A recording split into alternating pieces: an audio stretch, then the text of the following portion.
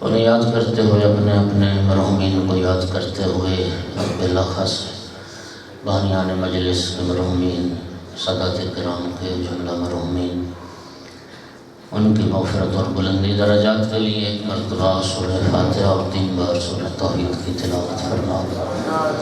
اعوذ باللہ من الشیطان الرجیم، بسم اللہ الرحمن الرحیم، الحمدللہ رب العالمین، الرحمن الرحیم، مالک یوم الدین، ایاک نعبد و ایاک نستعین، اہدنا الصراط المستقیم، صراط الذین انعمت علیہم غیر المغضوب علیہم ولا الضالین۔ بسم اللہ الرحمن الرحیم، قل هو اللہ احد اللہ الصمد لم یلد ولم یولد ولم یکن له کفوا احد۔ بسم اللہ الرحمن الرحیم، قل هو اللہ احد اللہ الصمد لم یلد ولم یولد ولم یکن له کفوا احد۔ بسم اللہ الرحمن الرحیم، قل هو اللہ احد اللہ الصمد لم یلد ولم یولد ولم یکن له کفوا احد۔ اللہم اغفر للمؤمنین والمؤمنات والمسلمین والمسلمات الاحیاء منهم والاموات، اللہم تابع بیننا وبینہم بالخیرات انکا مجیب الدعوات انکا علی کل شیء قدیر۔ اللہم صلی علی محمد وآل محمد، صلوات سارے حضرات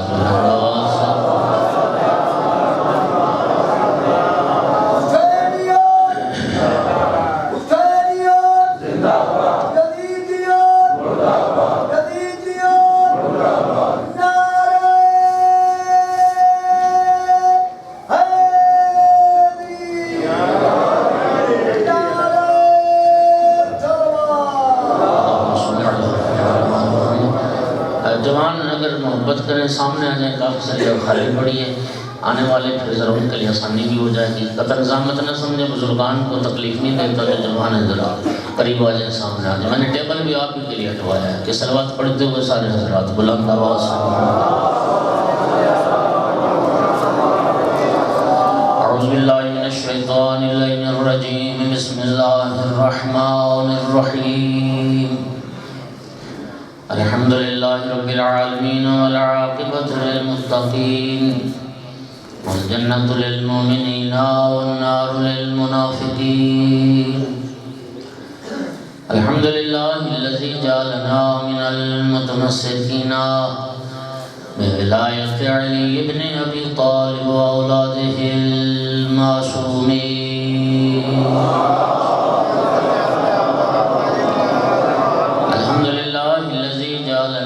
من الباقین علی سید الشہداء واولادہ واصحابہ المظلومین۔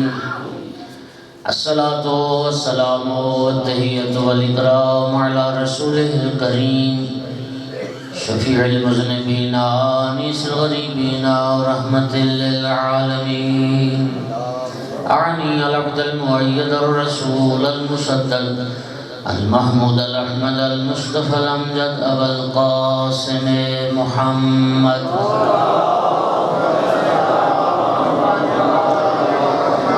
ثم الصلاة والسلام والتحیۃ والاکرام علی آلہ الطیبین الطاہرین المعصومین المنتجبین المنتخبین المظلومین، واللعنۃ الدائمۃ علی اعدائهم ملعونین من یوم عداوتهم الى قیام یوم الدین وبعد یوم الدین، اما بعد فقال سبحانہ وتعالی فی کتابہ المجید، بسم اللہ الرحمن الرحیم، انا اعطیناک الکوثر فصل لربک وانحر ان شانئک هو الابتر۔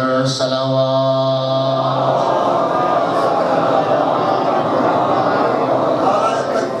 اللہ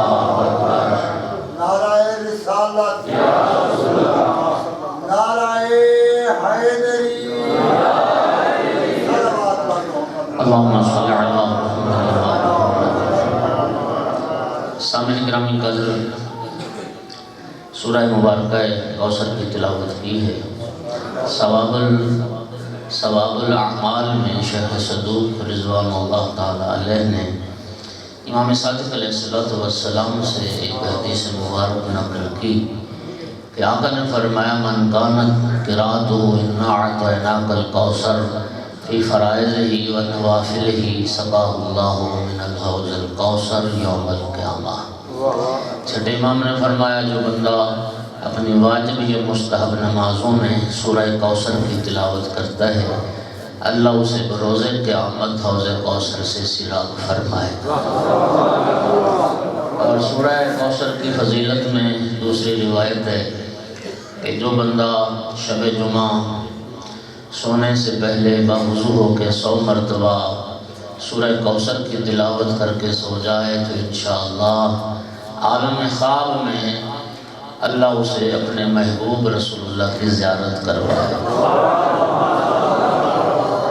سامعین گرامی، آپ جانتے ہیں کہ خداوند عالم نے سرکار دو عالم کو جناب خدیجۃ الکبریٰ کے بطن اطہر سے 2 بیٹے بھی عطا فرمائے تھے، اور وہ دونوں بیٹے جب مکہ میں یکے بعد دیگرے بچپن میں ہی اللہ کو پیارے ہو گئے، رخصت ہو گئے، تو بیٹا اب کوئی نہ رہا، تو عاص ابن وائل سہمی مشرک ملعون نے سرکار دو عالم مسجد الحرام میں داخل ہوئے تو یہ ملعون کہتا ہے جال ابتر آ گیا ہے، یعنی آقا کو ابتر کہا، مقتون نسل کہا، بے عقب کہا، بے اولادی کا طعنہ دیا۔ سرکار رنجیدہ خاطر ہوئے، سرکار کے دل کو ٹھیس لگی، سرکار کو تکلیف پہنچی۔ خداوند عالم نے جب اپنے محبوب کو رنجیدہ خاطر دیکھا تو اپنے محبوب کی تسلی اور تشفی کے لیے سورہ مبارکہ کوثر کو نازل فرمایا۔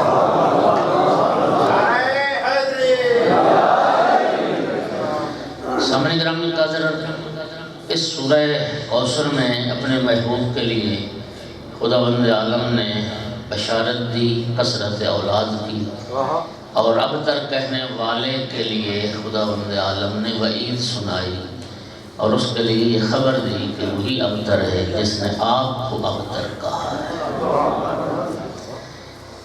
سامعین گرامی، سارا قرآن معجزہ ہے، ایک آیت معجزہ ہے، لیکن سورہ مبارکہ کوثر معجزہ در معجزہ ہے۔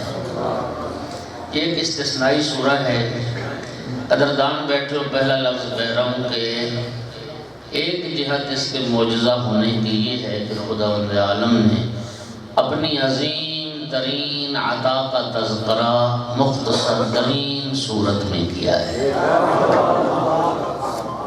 اور اس کے الفاظ بھی استثنائی ہیں۔ بسم اللہ کے بعد سورہ کوثر میں کل 10 لفظ ہیں، اور ان 10 لفظوں میں 6 لفظ ایسے ہیں جن کا پورے قرآن میں دوبارہ تکرار نہیں ہوا۔ لفظ اعطیناک، یہ لفظ قرآن میں ایک ہی بار آیا ہے۔ علم علماء دوست تشریف فرما ہو، ایک لفظ اور آیا ہے، وہ ہے آتیناک۔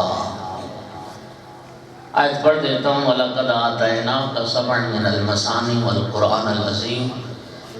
اللہ فرماتا ہے محبوب ہم نے آپ کو سورہ فاتحہ بھی عطا کی، قرآن عظیم بھی عطا کیا۔ وہ آتینا ہے، یہ اعطینا ہے، فرق سمجھ آ گیا؟ اس کا جو مادہ ہے اصلی حروف وہ حمزہ تھے یہ ہے، اور یہ اعطینا کا جو اصلی حروف ہیں وہ عین تو ہے، یہ فرق ہے۔ یہ ہماری اردو چھوٹی زبان ہے، ہر عربی بہت چونکہ وسیع زبان ہے، ہر لفظ کے لیے الگ معنی نہیں ہے۔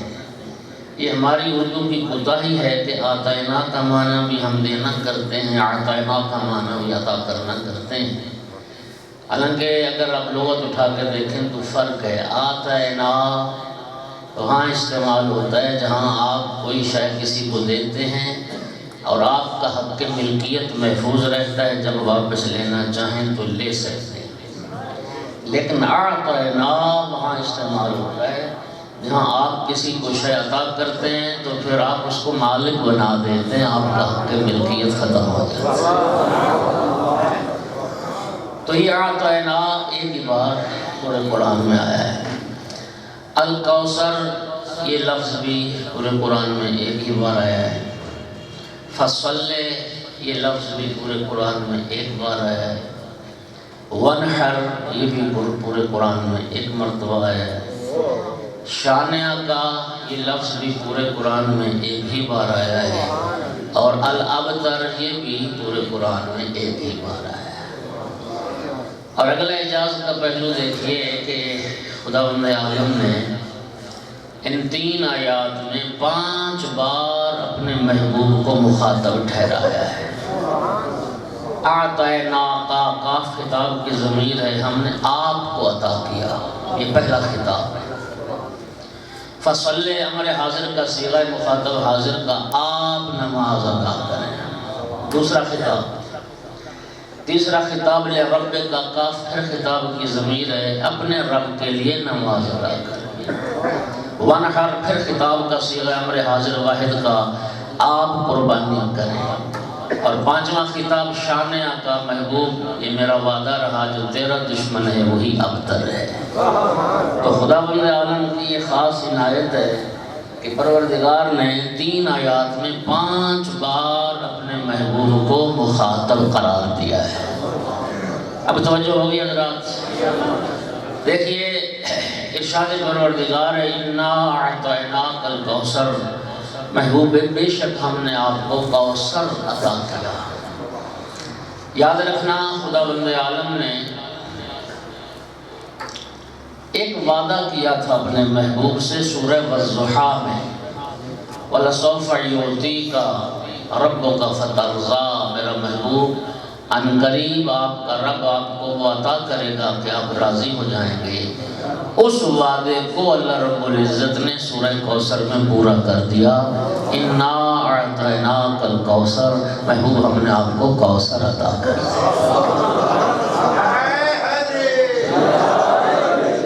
اچھا دیکھیے اب کوثر کیا ہے۔ شیعہ سنی مفسرین نے 36 معانی ذکر کیے ہیں کوثر کے۔ در حقیقت وہ کوثر کے معانی نہیں ہیں، کوثر کے مصادیق ہیں۔ یہ لفظ کوثر کثرت سے نکلا ہے اور مبالغہ کا صیغہ فاعل کے وزن پر، اور کوثر کا معنی خیر کثیر ہے۔ وہ جو 36 معانی ذکر کیے گئے وہ سارے کوثر کے مصادیق ہیں۔ مثلا کوثر کا معنی دین اسلام کیا گیا، کوثر کا معنی وحی اور قرآن کیا گیا، کوثر کا معنی کلمہ طیبہ کیا گیا، کوثر کا معنی علم کثیر کیا گیا، کوثر کا معنی اخلاق عظیم کیا گیا، کوثر کا معنی جنت کیا گیا، کوثر کا معنی حوض کوثر اور نہر کوثر کیا گیا، کوثر کا معنی امت کثیرہ کیا گیا، کوثر کا معنی اولاد کثیر، کوثر کا معنی اصحاب کثیر، یہ سارے معنی ذکر کیے گئے۔ میں کسی بھی معنی کا انکار نہیں کرتا، سامعین گرامی قدر یہ سارے اس کوثر کے مصادیق ہیں۔ لیکن اگر آپ تفسیر اہل بیت کی طرف رجوع فرمائیں تو آل محمد علیہ السلام نے کوثر کا مصداق بارز، مصداق اکمل، وجود مبارکہ جناب فاطمہ الزہرا صلوات اللہ علیہا کو قرار۔ اور مفسرین نے لکھا، شیعہ سنی مفسرین نے لکھا کہ اگر کوثر سے مراد بنت پیمبر نہ لیا جائے، سیدہ طہرہ کی ذات مراد نہ ہو، تو پھر پہلی آیت کا تیسری آیت سے کوئی ربط ہی نہیں بنتا۔ لہٰذا تیسری آیت سے ربط اسی صورت میں ہے کہ کوثر سے مراد بنت پیمبر لیا جائے، سیدہ طہرہ کی شخصیت اس سے مراد ہے۔ اور کیا کسی شاعر نے خوبصورت کہا تھا کہ کبھی کوثر کا سورہ تو کبھی تطہیر کی آیت، کبھی کوثر کا سورہ تو کبھی تطہیر کی آیت، زبان کبریائی میں ثنا زہرا نوائی۔ ایک صلوات سیدہ کی ذات پہ بلند آواز۔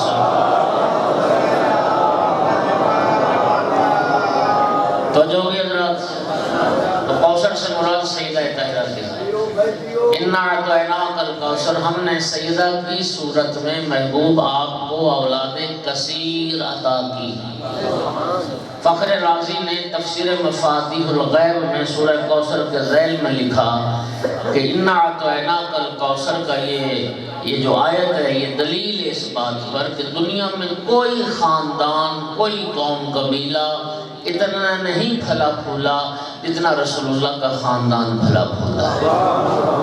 کسی خاندان نے اتنی ترقی نہیں کی جتنی رسول اللہ کے خاندان نے، چونکہ رب کا وعدہ اِنَّا أَعْطَيْنَاكَ الْكَوْثَرَ، محبوب ہم نے آپ کو اولاد کثیر عطا کی سیدہ طاہرہ کے وسیلے سے۔ آیت اللہ آصف محسنی افغانستان کے وہ حوزہ علمیہ کے مؤسس بھی تھے، وفات پا گئے۔ ان کے یوٹیوب پہ خطابات موجود ہیں۔ انہوں نے اپنے خطاب میں فرمایا تھا کہ واقعہ کربلا جب رونما ہوا اس وقت بنی امیہ کے خاندان کے صرف مرد 12,000 موجود تھے۔ پھر ذرا سنیے گا، واقعہ کربلا کے وقت مرد بنی امیہ کے 12,000 مرد صرف موجود تھے، اور سیدہ طاہرہ کی صلوات اللہ علیہ کی اولاد میں سے زیادہ 9 یا 10 افراد موجود تھے۔ امام حسین علیہ السلام، امام سجاد علیہ السلام، شہزادہ علی اکبر علیہ السلام، شہزادہ علی اصغر علیہ السلام، اور امام حسن علیہ السلام کی اولاد میں سے سید حسن مصنع علیہ السلام، شہزادہ قاسم علیہ السلام، شہزادہ احمد ابن حسن علیہ السلام، یہ افراد سیدہ طاہرہ کی اولاد میں سے موجود تھے۔ اور واقعہ کربلا کے بعد سیدہ کی اولاد میں سے صرف 3 افراد بچے، امام سجاد علیہ السلام، امام محمد باقر علیہ السلام، اور شہزادہ سید حسن مصنع۔ سید حسن مصنع یہ شریک تھے جہاد کربلا میں، زخمی ہو گئے تھے 11 محرم کو۔ یہ ان کی ابھی رمق کی جان چل رہی تھی، تو ابھی ان کی سانسیں چل رہی تھیں، پھر انہیں زخمی حالت میں کوفہ لے جایا گیا، وہاں ان کے زخم سیے گئے، مرہم پٹی کی گئی، پھر یہ جان بر ہو گئے۔ اور امام حسن کی اولاد پھر سید حسن مصنع سے چلی۔ یہ 3 افراد تھے۔ انہوں نے فرمایا تھا جس خاندان کے 12,000 مرد موجود تھے، آج ڈھونڈنے سے بھی ان کا نام و نشان نہیں ملتا، اور جس سیدہ کی اولاد سے صرف 3 فرد بچے، کائنات کے چپے چپے پہ نسل رسول آباد۔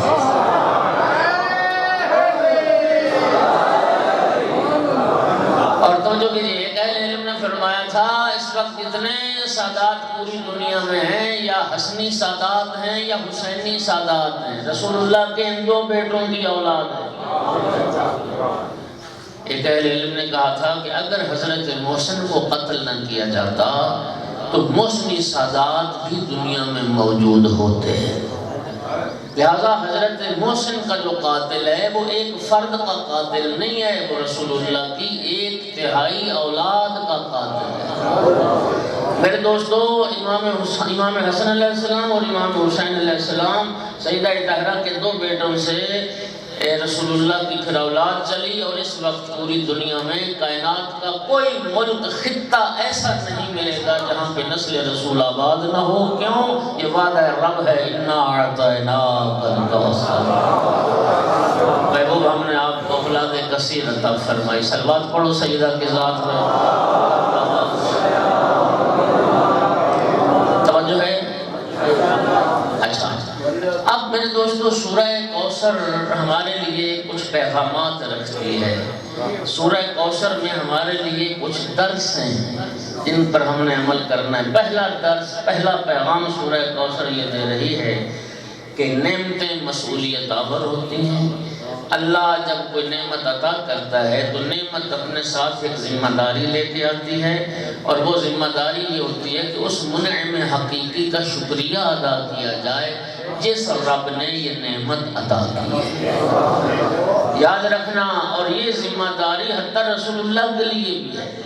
خداوند عالم نے اپنے محبوب سے بھی تقاضا کیا، اِنَّا أَعْطَيْنَاكَ الْكَوْثَرَ، محبوب ہم نے فاطمہ سلام اللہ علیہا جیسی بیٹی آپ کو عطا کی، میرا محبوب میری اس عظیم عطا پر میرا اب شکریہ بھی ادا کر۔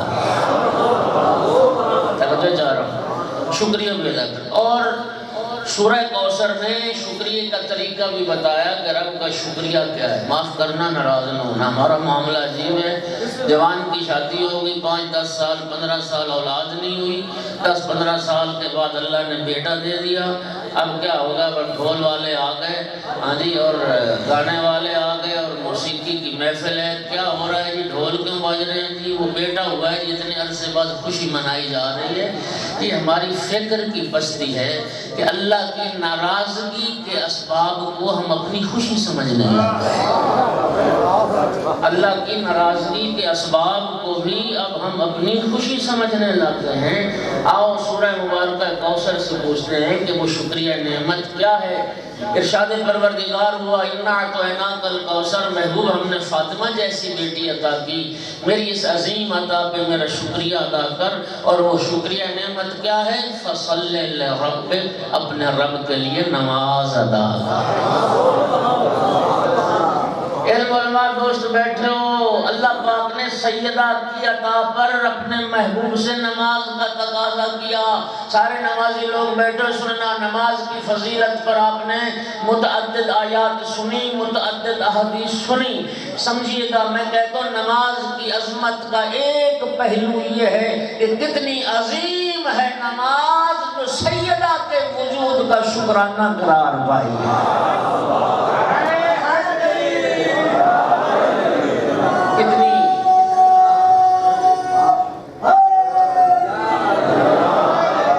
کتنی عظیم ہے نماز جو سیدہ طہرہ کے وجود کا بھی شکرانہ قرار پائے۔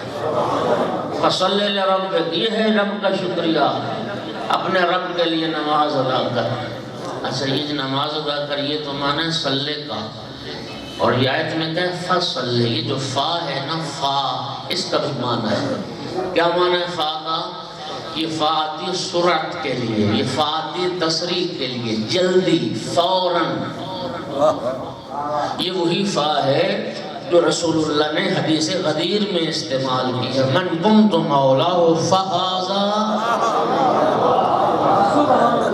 جوانوں کو یاد ہوگا جو سوشل میڈیا سے مربوط ہیں، فیس بک پہ ایک ویڈیو وائرل ہوئی تھی فیصل آباد کے ایک جاہل ملا کی۔ وہ یہ کہہ رہا تھا کہ یہ شیعہ جو اذان کہتے ہیں نا، وہ پڑھتے ہیں وَخَلِيفَتُهُ بِلَا فَصْلٍ، یہ خلیفۃ بلا فصل ہمارے یہ گزشتگان کو یہ گالی دیتے ہیں اور ان پر تبرہ کرتے ہیں، لہٰذا یہ اذان بند کروائی جائے۔ جاہل، اذان بند نہ کروا، اپنی جہالت کا علاج کر۔ یہ خلیفۃ بلا فصل میں کس لفظ کا معنی گالی؟ کس معنی گالی؟ خلیفہ کا معنی گالی ہوتا ہے، یہ بلا فصل کا معنی گالی ہوتا ہے۔ اپنی جہالت کا علاج نہیں کرنا، شیعوں پہ اعتراض کرنا۔ جاؤ، میں چیلنج کر رہا ہوں، علمی بات ہے، خدا کی قسم یہ بلا فصل اسی فا کا ترجمہ ہے جو رسول اللہ نے فرمایا فہذا علی مولا۔ یہ رسول اللہ کے اس فا کا ترجمہ ہے جس کا میں مولا میرے بعد فوراً بلا فصل بغیر کسی فاصلے کے اس کا علی مولا ہے، چوتھے نمبر پہ علی مولا نہیں۔ فہذا علی مولا کا معنی یہی ہے کہ بغیر فاصلے کے میرے بعد اس کا علی مولا ہے، چوتھے نمبر پہ بات سمجھ آ گئی ہے؟ فہذا علی مولا، وہی فعال رب العزت نے یہاں استعمال کی، اِنَّا أَعْطَيْنَاكَ الْكَوْثَرَ، محبوب ہم نے آپ کو سیدہ جیسی بیٹی عطا کی، اب دیر نہ کر، فوراً اپنے رب کے لیے نماز ادا کر۔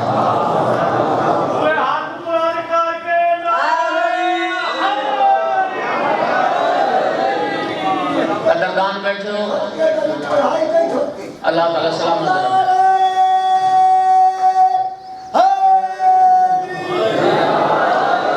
قرآن پاک کی چھوٹی صورتوں میں ایک سورہ تقاصر ہے، 3-4 صورتیں پہلے سورہ کوثر سے سورہ تقاصر ہے۔ بسم اللہ الرحمن الرحیم، الہاکم التقاصر حتی زرتم المقابر کلا سوف تعلمون ثم کلا سوف تعلمون۔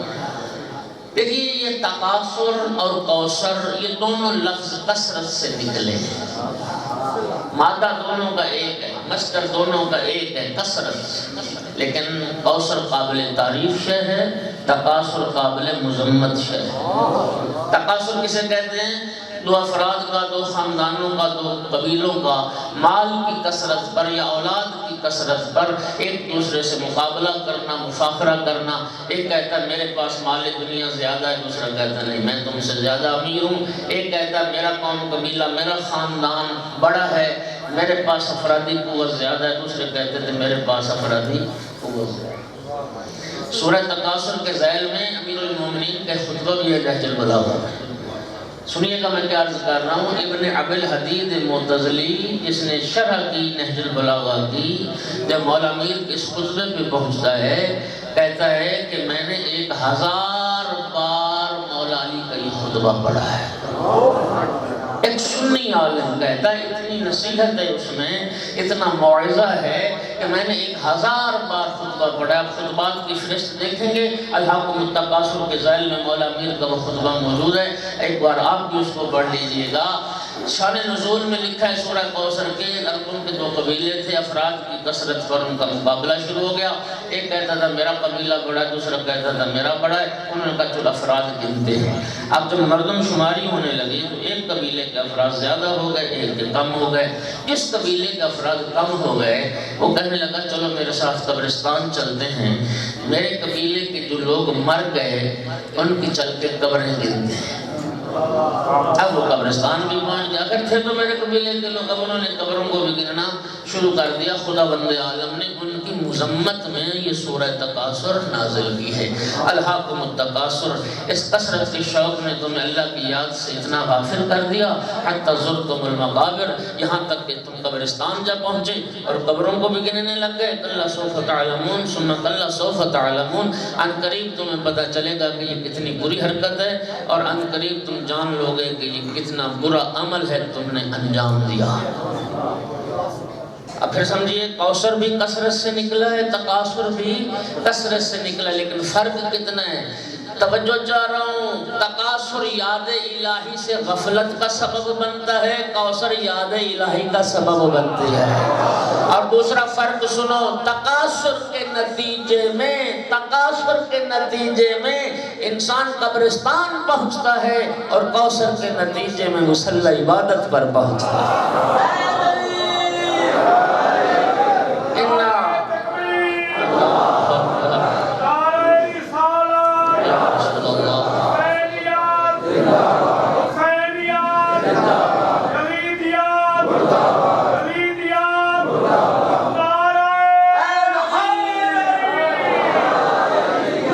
فصل لربك وانحر،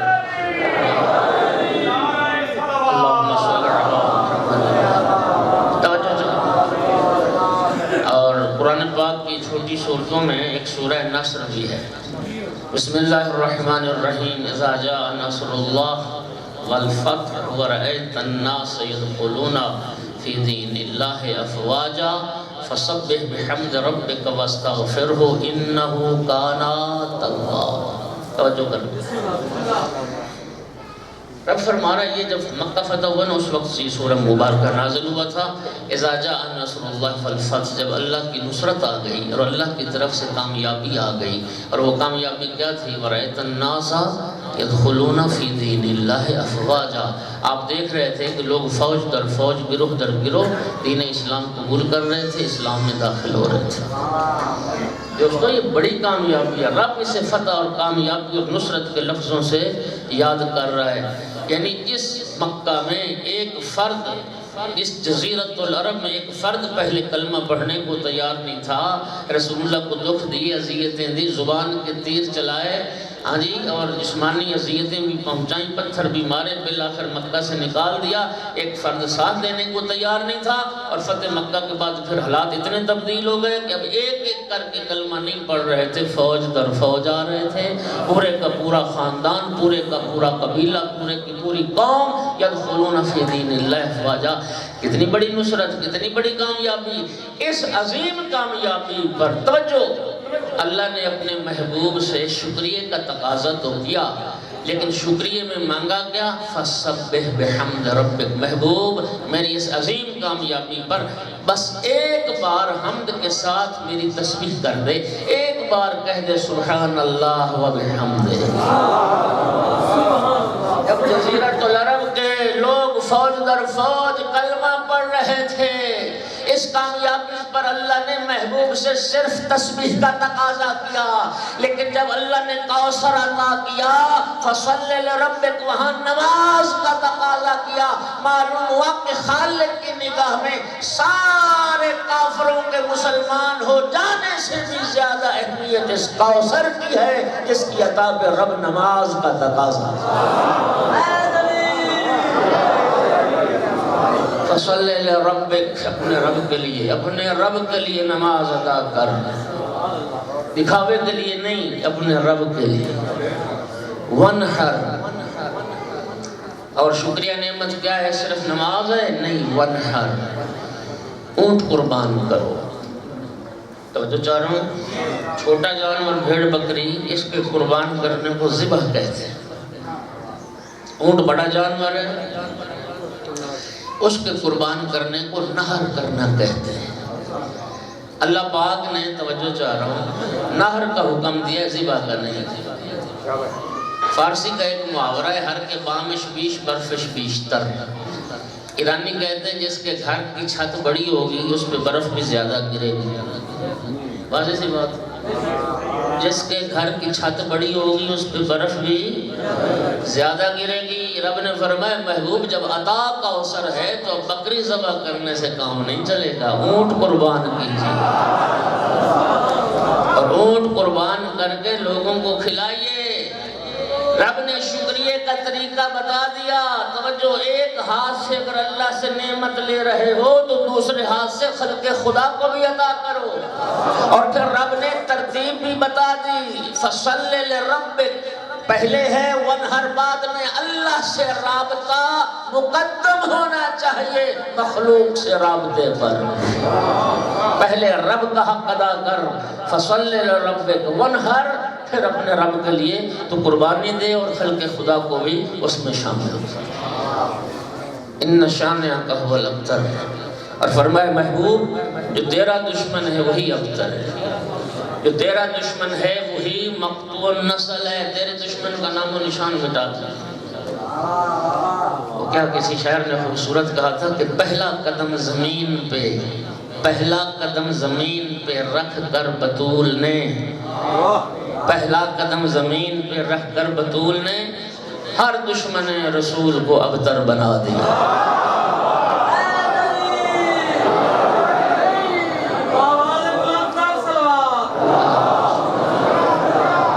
پہلا قدم زمین پہ رکھ کر بطول نے ہر دشمن رسول کو ابتر بنا دیا۔ ان شانئک ھو الابتر۔ 10 بیٹے تھے عاص بن وائل کے، جس نے آقا کو ابتر کہا تھا۔ 10 بیٹے تھے، ان میں ایک ہی عمرو عاص ہے۔ عمرو عاص 9 بھائی اس کے اور تھے، 10 بیٹے تھے۔ جس کے 10 بیٹے تھے اس کا نام و نشان مٹ گیا، اور جسے رب نے ایک بیٹی عطا فرمائی۔ کائنات کے چپے چپے پر نسل رسول موجود ہے۔ وہ علی کل شیء قدیر ہے، وہ سبب ساز بھی ہے، سبب سوز بھی ہے۔ میں عرض کرتا ہوں کہ میں نے کیا کہا۔ دیکھیے حضرت موسیٰ علیہ السلام جب فرعون کے چنگل سے چھڑا کے بنی اسرائیل کو مصر سے لے کے نکلے تو دریائے نیل سامنے آ گیا۔ توجہ چاہیے، اب سامنے دریائے نیل آ گیا، پیچھے پلٹ کے دیکھا تو فرعون اور اس کا لشکر گھوڑے دوڑاتے ہوئے آ رہے ہیں۔ تو حضرت موسیٰ کے جو ساتھی تھے گھبرا گئے۔ یہ قرآن میں لفظ ہیں، گھبرا کے کہتے ہیں اِنَّا لَمُدْرَكُونَ، یا نبی اللہ اب تو ہمارے گئے، پکڑے گئے، اب کہاں جائیں گے؟ آگے بھی موت ہے، آگے دریائے نیل کی لہریں اور پیچھے سے فرعون کا لشکر۔ گھبرا گئے ساتھی، قدردان بیٹھے، خدا کی قسم جس بندے کا بھی نہ اللہ کی ذات پر اور نبی کی ذات پر یقین پختہ نہیں نہ ہوتا، وہ نبی کے پاس ہوتے ہوئے گھبرا ہی جاتا۔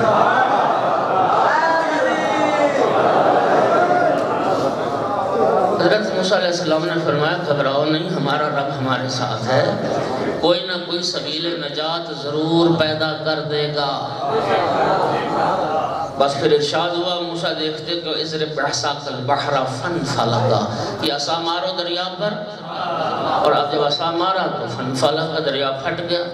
خداوند عالم نے اپنی قدرت کاملہ سے دریا نیل سے خشک راستہ نکال دیا، پانی کی دیواریں قائم ہو گئی، نکلو یہاں سے۔ موسیٰ علیہ السلام نکل گئے، آخری بندہ امت موسیٰ کا نکل رہا تھا، فرعون نے گھوڑا اپنا ڈال دیا اسی راستے سے، یعنی فاصلہ اتنا تھوڑا رہ گیا۔ جب موسیٰ علیہ السلام کے ساتھی خیریت سے دریا عبور کر کے نکل گئے تو وہ جو پانی کی دیواریں قائم ہوئی تھیں، فرعون اور فرعون کا لشکر عین جب وسط نیل میں پہنچ گیا تو وہ پانی کی دیواریں آپس میں مل گئی۔ فرعون اور فرعونی غرق ہو گئے، ڈوب گئے۔ توجہ چاہ رہا ہوں شیعہ سنی بھائیو، قدردان بیٹھے ایک جملہ کہنے لگا، راستہ تو وہی تھا نا جس راستے سے موسیٰ علیہ السلام خیریت سے نکل گئے، ساتھی بھی نکل گئے، اسی راستے پہ فرعون اور فرعونی غرق ہو گئے۔ رب کائنات کو یہی سمجھا رہا ہے، یاد رکھو راستے نہیں بچاتے، رہبر بچایا گیا۔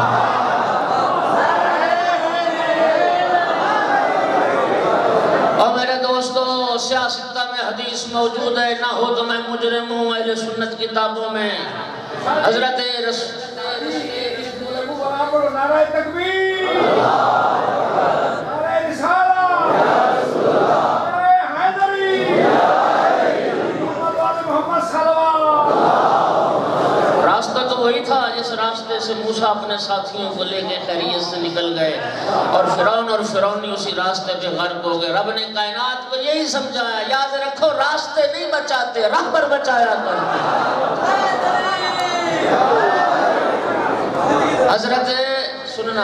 حضرت عمار یاسر رضی اللہ تعالی عنہ رسول اللہ کے جلیل المرتبہ صحابی، سنی اہل سنت بھائیوں کی کتابوں میں یہ حدیث موجود ہے اور بڑی معتبر۔ سرکار دو عالم نے جناب عمار کو خطاب کر کے فرمایا تھا، یا عمار اذا رأیت علی قد سلک وادیا وسلک الناس وادیا غیرہ وادیا آخر فاسلک مع علی۔ ایک سلوات پڑھو سارے۔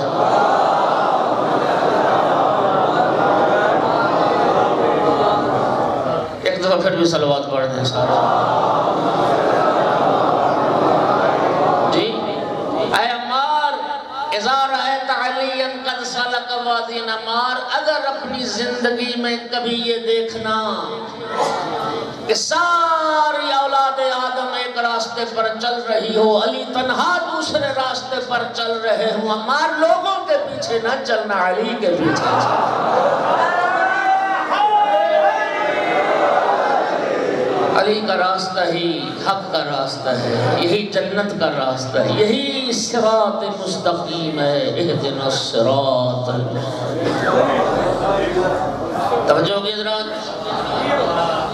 سامعین گرامی، اب دریا سے تو نکل گئے حضرت موسیٰ، اب صحرا میں پہنچے تو پیاس نے آ گھیرا، پھر کہنے لگے یہ نبی اللہ اب تو پیاس سے مرتے ہیں۔ حضرت نے فرمایا گھبراؤ نہیں، ہمارا رب ہمارے من یتوکل علی اللہ فہو حسبہ، کوئی نہ کوئی سبیل نجات پیدا کر دے گا۔ ارشاد و اضرب بعصاک الحجر فانفجرت منہ اثنتا عشرۃ عین، یہ مارو عصا پتھر پر، پتھر پہ جو عصا مارا 12 چشمے پھوٹ پڑے۔ توجہ، وہ ہے نا پھر سبب سوز اور سبب ساز، وہ علی کل شیء قدیر، چاہے تو سمندر سے خشکی نکال دے، اور وہ علی کل شیء قدیر، چاہے تو پتھر سے چشمے جاری کر دے۔ وہ اس بات پر قادر ہے جس کے 10 بیٹے تھے اس ملعون کا نام و نشان مٹا دے، اور جس محبوب کو ایک بیٹی عطا کی، کائنات کے چپے چپے پہ رسول کی اولاد کو۔ لیکن دکھ اس بات کا، پیغمبر کی رحلت کے بعد قرآن کے گلے میں رسی تھی، سورہ کوثر زخمی تھی۔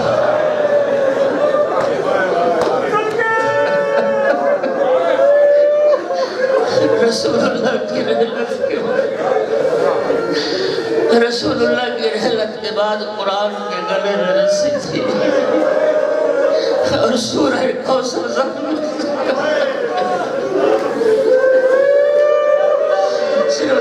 میں کہنے زادروں بہنوں بیٹی والے بیٹھے ہو، مجھے بتا سکتے ہو کائنات میں کوئی ایسی مزدور 18 سال کا سن ہو، بیٹیاں بیٹے موجود ہوں، شوہر کا سایہ سلامت ہو اور وہ مرنے کی دعا کرتی ہو؟ اللہم عجل وفاتی سریعا،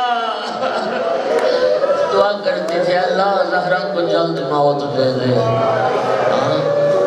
دنیا کے دکھوں سے گھبرا گئی، بی موت کی دعا کیوں کرتی تھی؟ آیت اللہ انصاریان ایران کے بہت بڑے واعظ فقیہ ہیں، ان کا اپنا چینل بھی ہے، بہت علمی گفتگو میں ان کی مجلس، ان کے میں نے حالات میں پڑھا، تہران میں ایام فاطمیہ کی مجلس سے انہوں نے خطاب کیا، بی پاک کی شہادت پڑھی، بڑا گریہ ہوا، بڑا مصائب ہوا، ممبر سے اتر گئے، ہاں جی دعا ہو گئی، مجلس ختم ہو گئی، ہاں جی لوگ اٹھ کے چلے گئے، ایک شخص ممبر کے پاس بیٹھا زار زار روتا رہا، آغا انصاریان اس کے قریب گئے، فرمایا سب نے گریہ کیا، ہاں اللہ تمہارا گریہ قبول کرے، لیکن تو ابھی تک بیٹھا رو رہا ہے، کون سی بات ہے جو تیرے دل پہ اثر کر گئی؟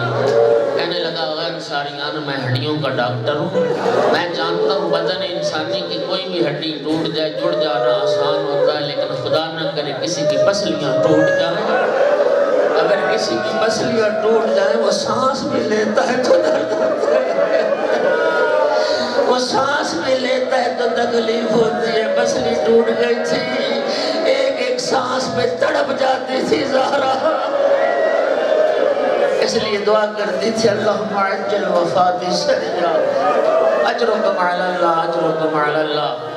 بس ازاداروں قبلہ کو وقت تو ایک جملہ اور کہنا ہے، سب آل محمد مظلوم ہیں، اور ازاداروں مظلومیت کی جہاد ہوتی ہے، کوئی امام معصوم کسی جہت سے زیادہ مظلوم ہے، کوئی امام معصوم کسی جہت سے زیادہ مظلوم ہے، امام حسین علیہ السلام مظلوم اعظم ہے، شہید اعظم ہے، معصوم نے فرمایا تھا، سرکار نے فرمایا تھا لا یوم کا یوم کا یا ابا عبداللہ، حسین بیٹا تیرے دن جیسا کائنات میں کسی کا دن نہیں ہے، عاشور جیسا دن نہ کسی نبی پر گزرا ہے نہ کسی وسیع نبی پر گزرا ہے، لیکن مومنین مجھے معاف کرنا، مجھے دو جہاد ایسی نظر آتی ہیں کہ مولا علی علیہ السلام امام حسین سے بھی زیادہ مظلوم ہے۔ ازاداروں وہ جہاد سنو گے کیا ہے؟ پہلی جہاد، توجہ چاہتا ہوں، پہلی جہاد جب تک امام حسین علیہ السلام کربلا میں زندہ تھے، کسی یزیدی کو نبی زادیوں کے خیمے میں داخل ہونے کی جرات نہیں ہوئی۔ ازاداروں روایت ہے جب مظلوم کربلا زین ذوالجناح سے زمین پہ آ گئے، مظلوم کا سجدہ جاری تھا، ایک سناٹا چھا گیا کربلا میں، عمر ابن سعد کہتا ہے کوئی جا کے پتہ کرے حسین زندہ ہی یا روح پرواز کر گئی؟ اس وقت شمر ملون کہتا ہے ابن سعد میرے پاس ایک طریقہ ہے یہ جاننے کا، اگر حسین زندہ ہوئے تو حسین کا جواب ضرور آئے گا، اور وہ طریقہ کیا تھا؟ شمر ملون نے نعرہ بلند کیا حسین کی بہنوں کے خیمے لوٹ لو، اس نعرے کا بلند ہونا تھا، کریم کربلا کوہنیوں میں زور دے کے اٹھے، فرمایا خبردار کوئی خیموں کا رخ نہ کرے، ابھی حسین زندہ، لیکن ازاداروں مولا علی تو مظلوم تھے جن کی نگاہوں کے سامنے بے حیا لوگ بطول کا دروازہ چلا کے بغیر اجازت زہرا کے گھر میں، بغیر اجازت سیدہ کے گھر میں داخل ہو گئی، یہ پہلی جہاد۔ اور دوسری جہاد میں نے کیوں کہا مولا علی زیادہ مظلوم ہے؟ سننا جب تک امام حسین علیہ السلام، سننا جب تک امام حسین علیہ السلام کربلا میں زندہ تھے کسی نبی زادی کو تماچا نہیں لگا، لیکن مولا علی وہ مظلوم تھے جن کی نگاہوں کے سامنے رسول زادی کو تماچا لگا، اور شدت سے تماچا لگا، کان سے گوشوارہ گر گیا، آنکھ میں خون